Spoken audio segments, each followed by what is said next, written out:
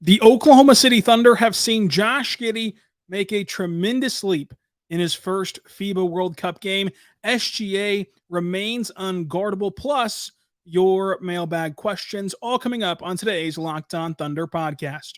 You are Locked On Thunder, your daily Oklahoma City Thunder podcast. Part of the Locked On Podcast Network, your team every day.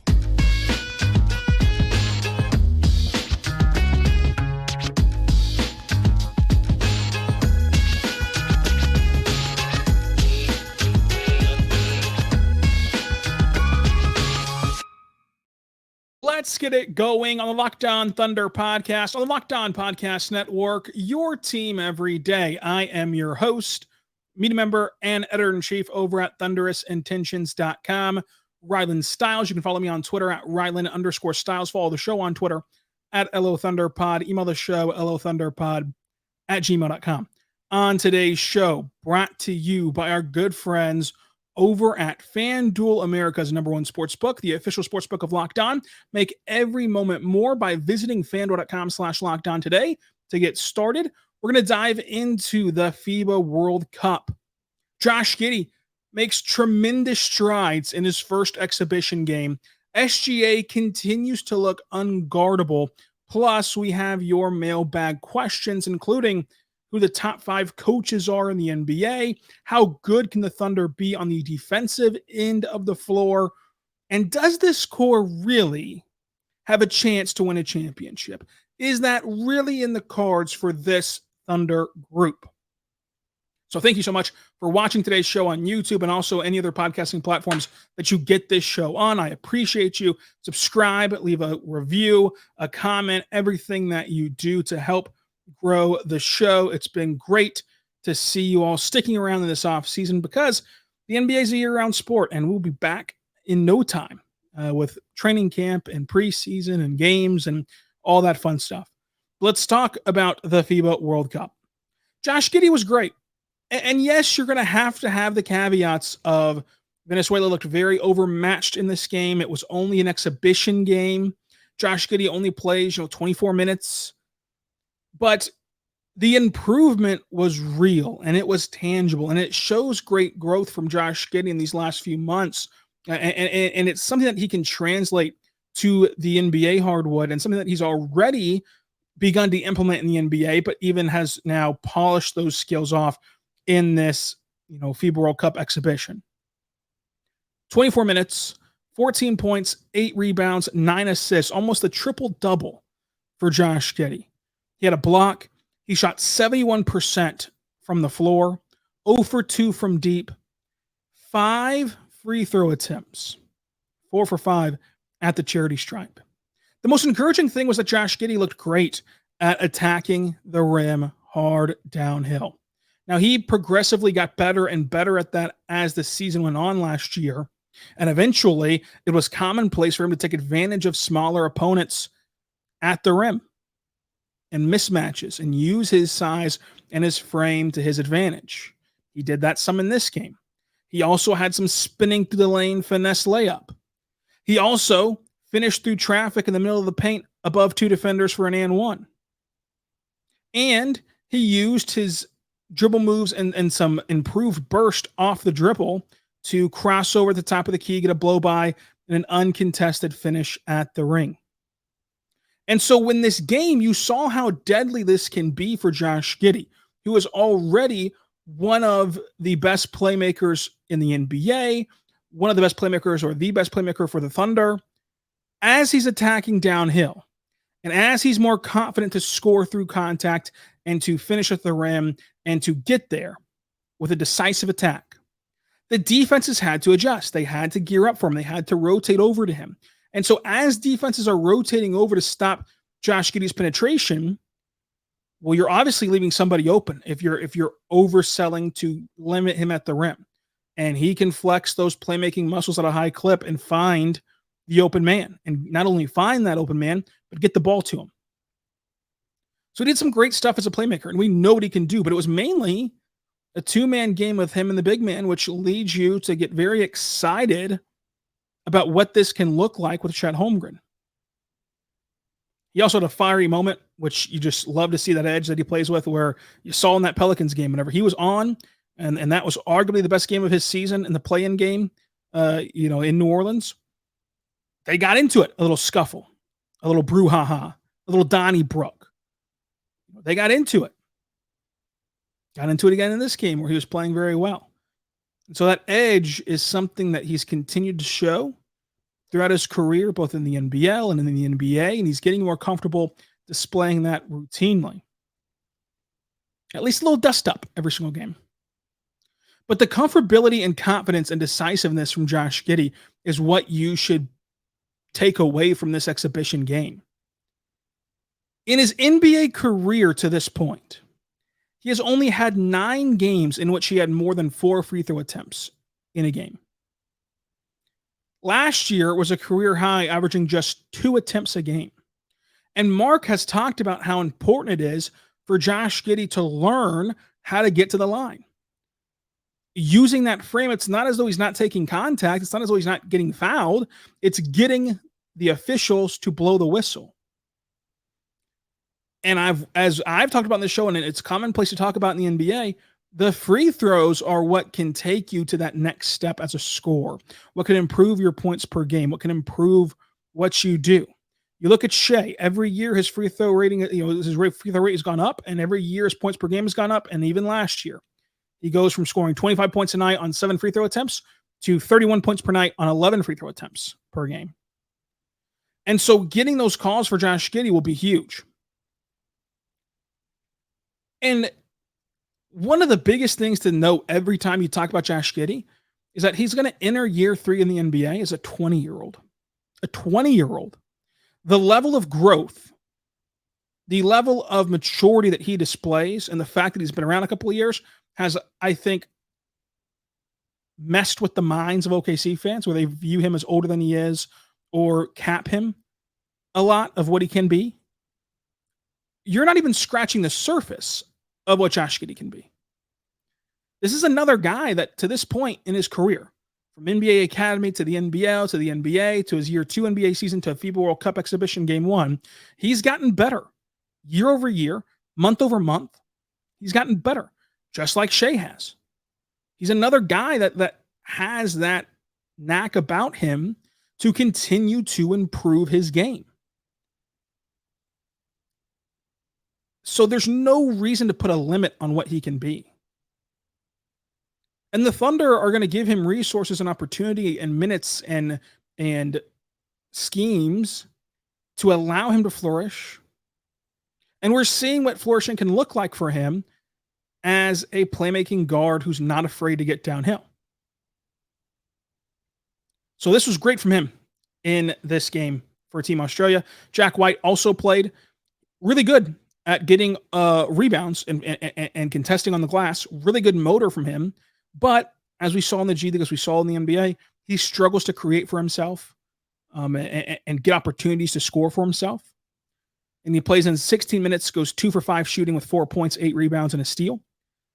Want to see him impact the game a little bit more. Want to see him, make a better positive impact. But this is a good baseline test. At least he, was able to carve out that role of getting rebounds. And we're just getting started into the FIBA World Cup. So he'll have opportunities to settle in and to improve. And obviously training camp will be huge for Jack White and huge for his chances to make this Thunder roster or not. But the big thing in this Australia game is Josh Giddey.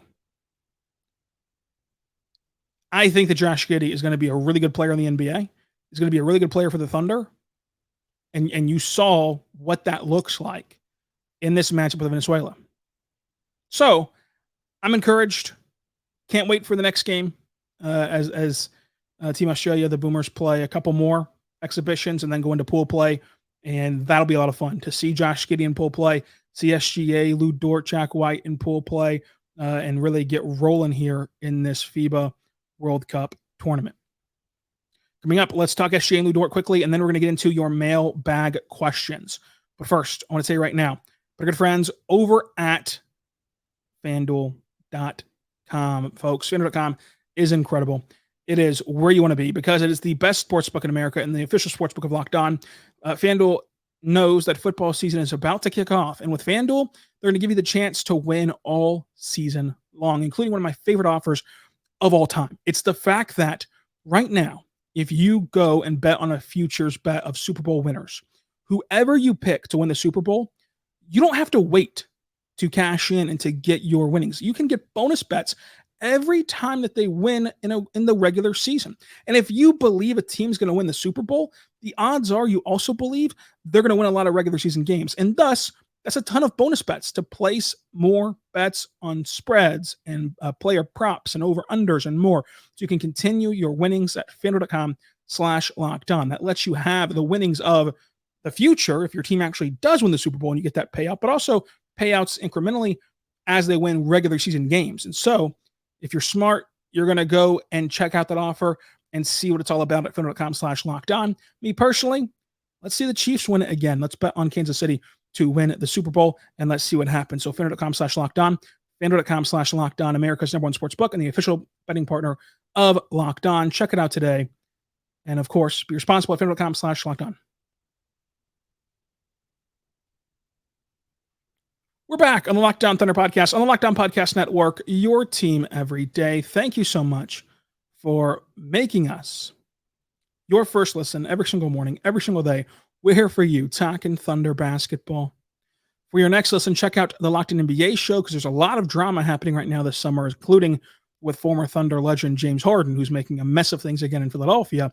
Also, check out Locked On NBA Big Board. They have some 2024 content already out there. They have some Cooper Flag content already after he reclassified, and a player very special to Oklahoma City, Black Lubale, has an interview with Rafael Barlow up right now. So an exclusive one-on-one with Black Lubale with Rafael Barlow, which you want to check out because there's some Thunder stuff in there as well. And of course, just seeing how he's doing with former Thunder executives, including Will Dawkins, was a big part in that draft.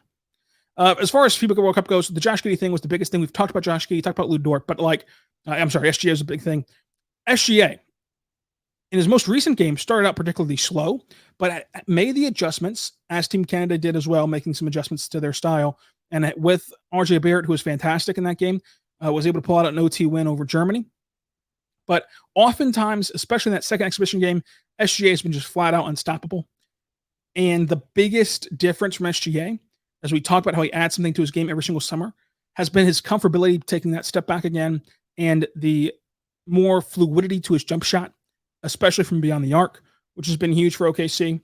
And I just still am perplexed by what you do with SGA as he's charging at you downhill, because we know he can finish so well at the rim. That's obvious. That's been a thing for him for a long time. We know that last year he was really good in the mid-range.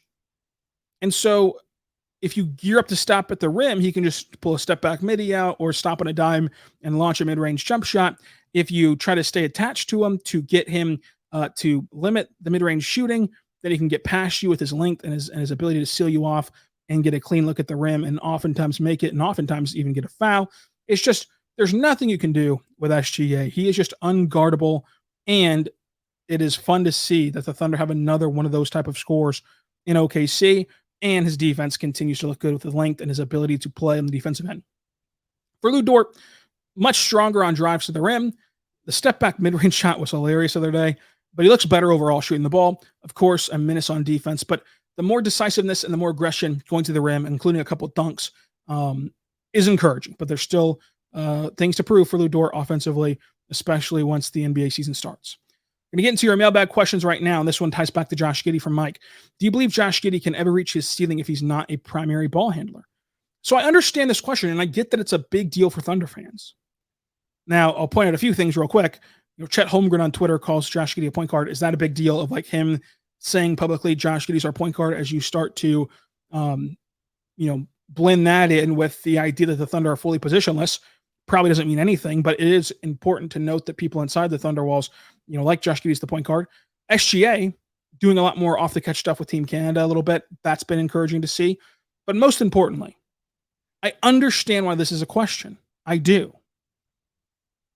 But when you look at Josh Giddey and you talk about his ceiling, no matter what you think his ceiling can be in OKC or at any of the other 29 franchises, Josh Giddey's ceiling in the NBA includes a guy like Shai.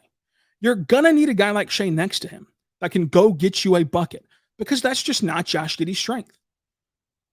Josh Giddey's strength is not go get you a bucket anytime you need it and is automatic and can hit these game winners and can do these things to get you over the hump. He can set those plays up, but he's got to have somebody that he can rely on to knock them down, because he just cannot create those end-of-game buckets at the level you need to, in the sense of to close games like superstars like SGA do. And it's not to say that Josh Giddey can't be a superstar. It's to say that his version of reaching his ceiling, his version of being a superstar, includes a 30-point-per-game scorer who needs the ball in his hands. And so no matter if that's in OKC or in the 29 other franchises, Josh Giddey will need a Shai. So why not have that work in OKC? Because this is the picture for Josh Giddey. It's to get teammates involved. It's to be a playmaker, and it's to have a guy who can help him late in games score the ball. And I understand the pressure and the need for Thunder fans and for the community around Thunder to want that instant gratification and instant development and progression, especially between these two as a duo, and make the decision right now if they can or cannot work. But the bottom line is, each year, and not just year in the sense of one season to the next, but month over month, week over week, we've seen better and better chemistry develop between these two guys. And they're still so incredibly young with their pairing. You look at other pairings around the NBA, in the grand scope of things, the amount of games that Josh Giddey has played with Shai, because remember, Shai was hurt on and off of Josh Giddey's rookie year. And of course, Shai got hurt some this year and he had the COVID thing, and you're going to miss some time always. In the grand scheme of things, for a 20-year-old who's been trying to acclimate to the NBA and acclimate to the United States of America, even for him to play alongside Shai, they've not had a lot of time together. But even so, they've gotten better and more comfortable together with each passing day. And so I get the need to say, well, this is going to limit Josh Giddey because of Shai. But at the end of the day, can you really envision a ceiling with Giddey that does not include a player like Shai? Josh Giddey can be your lead ball handler, can be your point guard, but he's going to need someone who can score, close to 30 points a night and can close games out as a scorer in the stretch of the game. So even that, which feels like a square peg in a round hole fit, it's really not. It's really a complement to what Josh Giddey needs.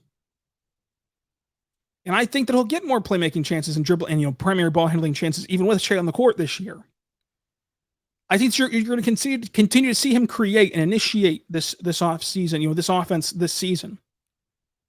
And the biggest thing for Josh Giddey will be his own internal personal development. As he gets more comfortable being aggressive, and as he gets better at getting past his defender toward the rim, that's going to help him take that point guard role. That's going to help him improve his offensive game overall. And he's already one of the league's best inbounders, one of the league's top playmakers. And so surrounding him with offensive talent is not this bad thing. It's actually going to help him quite a lot. So I don't think that Josh Giddey's ceiling will be necessarily limited in OKC, just because I think that his ceiling includes a guy like Shai. And I think that that's kind of where some people differ on how they view Josh Giddey. To me, if you're building a team to maximize Josh's strengths and to set him up for success in terms of winning basketball games, which is what he cares about a ton, you're going to need to saddle him up with a guy like Shai. So why not have that duo work in OKC whenever they have two guys who are very talented, two guys who have settled the right things, two guys who want to work together and want to grow together and want to have this blossom into something great. So let's give it time to let that happen. Again, they have not worked together all that long in the grand scheme of things. Matt asks, where do you think OKC could land in the league in defensive rating this year? So they were around 12th last year, 12th, 13th last year in defensive rating. I think that this team is a lock for top 10. Mark is a great defensive coach. I think that the ceiling of this team's defense could be top 5 because each and every year, Mark's teams have been overachievers defensively. And when you look at this Thunder roster, talk a lot about their talent overall, but their talent defensively. Lou Dort, Chet Holmgren, SGA, those are all legitimately excellent defenders, in the NBA right away. J-Dub, I think, is an underrated defender of how good he was as a rookie, how his frame projects to allow him to play defense, and how his motor lets him play on both ends at a high level. J-Dub's going to be a really good defender. Kenrich Williams is a really, really, really good defender. Aaron Wiggins is a really good defender. Ousmane Dieng, for everything that happened last year with the injuries and at times kind of just floating around offensively, the one thing you can hang your hat on with Ousmane Dieng, he's a really good defender. Cason Wallace, a really good defender. Like, those are legitimately good NBA defenders that you have right there off the bat. Then you have guys who have some specialties, like Poku and Isaiah Joe, for example. Poku is incredible as a help side defender to block shots and to help you protect the rim. Isaiah Joe, he's not going to be this elite defender, but he has this uncanny ability to just pester the heck out of guys.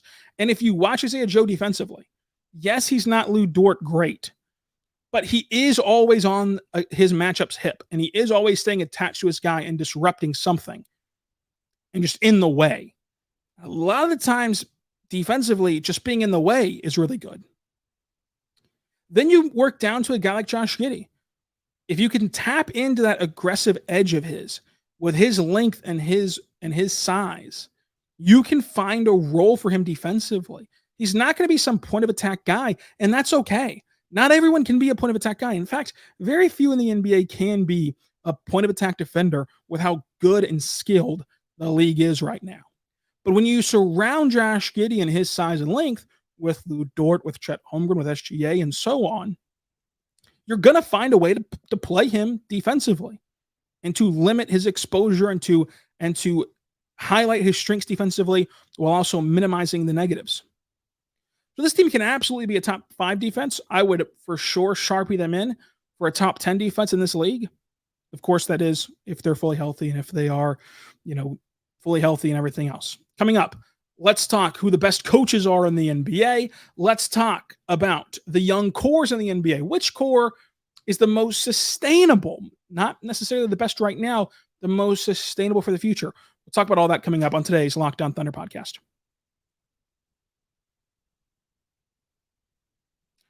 We're back on the Locked On Thunder podcast, on the Locked On Podcast Network, your team every day.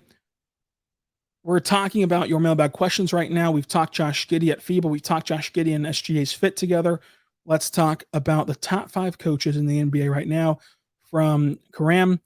So for me personally, I think I have a bit of an outlandish list, comparatively speaking, to like what the norm would be. But hopefully you guys will see my side of things on this. I have Spoelstra as the number 1 coach in the NBA. He's just incredible. I still have Steve Kerr and Pop in the top 3. Just whatever order you put them in, I think that they're still really good coaches. But my 4 and 5 is Mark and Will Hardy. I think that those are the 4 and 5 coaches in the NBA. And I don't care about record. I don't care about past accomplishments. Just right now, who has their team prepared to play, who has their team running functional and fantastic schemes on both ends of the floor, and who do I think can maximize a team when you're hiring a coach? That's what you want to do. I think that you can see how Mark and Will Hardy maximize teams. And that's what you're looking for as a head coach. And so, you can put Monty Williams on here. You can put other guys on here. But to me, Mark and Will Hardy are there for me. And Spoelstra is my undisputed number 1 for me. I don't really have an argument for anyone else. You could go Pop for the Lifetime Achievement Award, but right now I'd still say it's Spoelstra. But again, the rankings coaches are also very subjective. At Hogsfan 2001, if I go to a Thunder game and I see you, can I take a picture with you? Also, can we have Derek Parker back on the podcast again? DP is always welcomed on Locked On Thunder anytime he wants to. But yes, I do really enjoy and love whenever you guys come up to me during games. And there's been many times where you guys have stopped me, talked to me, taking a picture with me, whatever. I'll always do that. I'm never going to be too busy. So if you ever just see me walking in Paycom Center, I'm not too busy to stop and talk or take a picture, whatever you want to do. Just if you're coming to a game and like for some reason you really want to talk to me, by all means, my DMs are open on Twitter, YouTube comments. You can also use the email address lothunderpod@gmail.com. Let me know, what's going on, what game you're going to go to, and we'll make it happen. I really appreciate it. It's really a lot of fun hearing from you guys both physically at games, but also in the comments and DMs and mentions and everything else on all platforms. So really appreciate that. Colin Reed, rank these young cores based on sustainability. And the young cores are OKC, Houston, Detroit, Orlando, and San Antonio. So for me, OKC is number one with a bullet because they have the most talent-rich core right now, along with the insane draft capital to do whatever they want with, either just continue to invest that in the draft and in young players or make a move eventually. So they're number one to me. Number two to me is San Antonio because they have the generational prospect. They have some other nice pieces. I think that they get a little bit overblown whenever people like BR are putting them above OKC's young core talent-wise right now. But along with having Victor, along with having some nice pieces, they also have really good draft capital. And they also have a proven track record of a well-ran organization. So I'll have them number two. Number three, Orlando. I love what the Magic are building. I love what the Magic are doing. Would have made some slight tweaks to how they handled this year's draft specifically, but in general, love what Orlando's doing. I have them number three. Number four, Houston. Don't love their offseason at all, but I do really like Jalen Green. I do really like Jabari Smith Jr., and I think that those guys can show better than they have so far to this point. And so I have them number four. And then number five is Detroit. I will say Detroit has the biggest potential to leap up these rankings. In a vacuum, I love Jaden Ivey and what he can do. Cade Cunningham is getting very much forgotten about for some reason. He's incredible. Cade Cunningham is, and he showed that at Team USA Select. But Detroit probably should find themselves at the end of this year at number three on these rankings, at worst number four. But they've got to put it together and actually do it. I love the hire of Monty Williams for that team and the control that he seems to be getting in Detroit. But we'll see. We'll see how that all pans out. At M. Tony Workman, throughout NBA history, the champions have either had one of the 25 greatest players in the NBA or were the 04 Pistons. Can SGA one day rank in the top 25 of NBA players? So rankings are flawed historically, and no matter what, you can bicker back and forth of where the cutoff is for the top 25 players and whatever. But I think the question more so is, can SGA for an NBA season and an NBA postseason be the best player in the NBA? And when you see how he scores and how he effectively scores and how it's hard to take him out of games and take him away from scoring and take him away from games, plus with the way that he defends, plus with the depth that OKC projects to have, you can absolutely see that happening, where Shai is the best player in the NBA for a season and a postseason, and the Thunder go on this miraculous title run. But the bottom line is, winning a title is incredibly hard. And if you're a betting man, it's always better to take the 29 other teams than to take one specific team. And you can have the likes of Kevin Durant and Russell Westbrook and never win a championship. That's just the sad reality of professional sports. But the Thunder are in a really good position, in a position you'd rather be in than not. It's just like Boston. Like, they've gotten to one championship and they lost to Golden State. But throughout this whole time, Jaylen Brown and Jason Tatum have not been able to get over the hump except for the one trip to the finals and a loss. Same way with Kevin Durant and Russell Westbrook in their whole era. Now, Tatum and Brown have more time to continue to try to get over that hump. But nonetheless, it's hard. No matter where you're at, no matter what conference you're in, no matter what division you're in, no matter what market you're in, it's hard to win a title. But I do think that this Thunder team, with the depth, the assets, and what Shai can do, that they can have a chance to win a championship eventually as this core continues to develop and grow. Next question. Who are the next 5 cuts this year, and who has the best chance to win MIP on the Thunder? From @Clement. So my 5 cuts are still Victor Oladipo, Jack White, Ty Washington, Usman Garuba, and Jeremiah Robinson-Earl, unless that Davis Bertans wants to dance on a buyout. If that's the case, then he moves up my list of who to cut, but I'm not sure that would make a lot of sense financially for Davis Bertans. Of the 3 players that you mentioned, Giddey, J-Dub, or Dort, who has the chance to be the most improved? Josh Giddey. Like, Josh Giddey can really take a massive leap this season. At Tickle the Twine, who is your favorite current and all-time NBA players that did not or do not play for OKC? All-time, AI, Jerry Stackhouse, Dirk Nowitzki, and Steve Nash. Currently, Luka, Shaedon Sharpe, Therese Halliburton, Donovan Mitchell, some names that I really, really like watching. At Jay, if Poku develops into what OKC thinks he can be, does OKC move Lou to a 6th-man role? No, the organization loves Lou Dort, and they love Lou Dort. He is going to be in that starting 5. And the thing is with Poku, if he can do what he did in November, that's great. That's great, but he's got to prove he can do that in a sustained amount of time and just sustain it over the length of a season, put it all together for a season. And so hopefully he can this year. But I think ultimately there's going to be lineups where it's really fun to see him and Chet together as this kind of Twin Towers duo. But starting lineup wise, I'd be shocked if there's much deviation when healthy from SGA, Josh Giddey, Lou Dort, J-Dub, and Chet. That's kind of how I have it right now. Let me know what you think the starting lineup is and what you think of all the topics on today's show, including can Josh Giddey and SGA work together on YouTube comment section, Locked On Thunder, on Twitter at Rylan_Stiles. And of course, you can also hit us up on the email, lothunder@gmail.com. But you can also text the show your answers, 405-963-3686. So everywhere you can get us, you can find us, and you can grab a hold of the show to get your opinions heard. On tomorrow's show, here's your homework assignment. We're going to do one key improvement for every single player on the roster. So let me know what you think said players on this roster, as many as you want to tell me, should improve on as this summer continues to progress and we eventually get to training camp into this next season. It'll be here before you know it. So subscribe to Locked On Thunder anywhere you get your podcast from, including on YouTube. And until tomorrow, be good to one another.